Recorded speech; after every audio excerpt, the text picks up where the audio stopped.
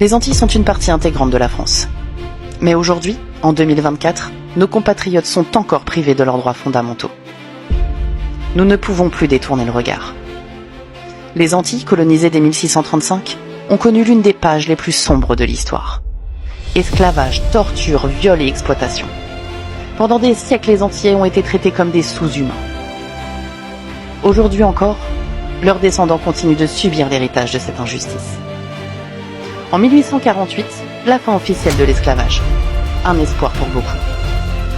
Mais aujourd'hui encore, l'égalité reste un mirage.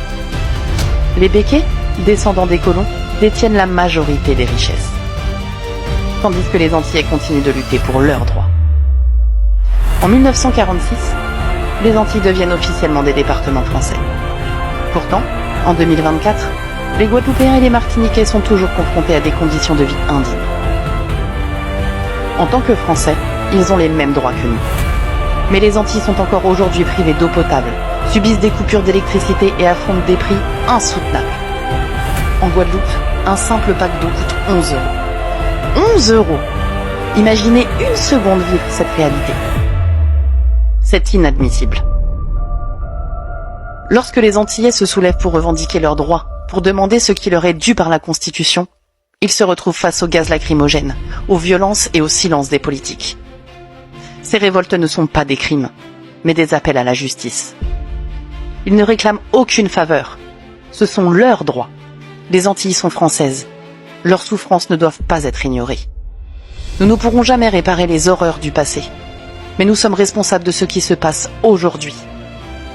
Ils ne peuvent pas mener ce combat seuls. En tant que citoyens français, nous devons nous unir ici, en métropole et là-bas, pour qu'enfin leurs droits soient respectés. Ce n'est pas un choix, c'est une obligation légale et morale. L'histoire de la France ne s'est pas construite uniquement avec des héros. Nos livres d'histoire doivent enfin dire la vérité. Nous n'avons pas toujours été du bon côté. Il est temps d'apprendre, de célébrer l'abolition de l'esclavage et de reconnaître les torts infligés. Aujourd'hui, nous devons informer nos enfants pour qu'ils ne répètent jamais les erreurs de nos ancêtres. Les Antilles ne doivent plus être traitées comme des territoires de seconde zone. Peu importe l'éloignement géographique, ces citoyens sont français, point final. Nous avons un devoir d'équité. Il est temps que nos politiques agissent. Et il est temps que nous, Français de métropole, nous nous sentions concernés par leur combat. Parce que leur lutte est aussi la nôtre. Agissons pour l'équité et la dignité des Antilles. Ne laissons pas cette injustice perdurer. L'équité pour les Antilles.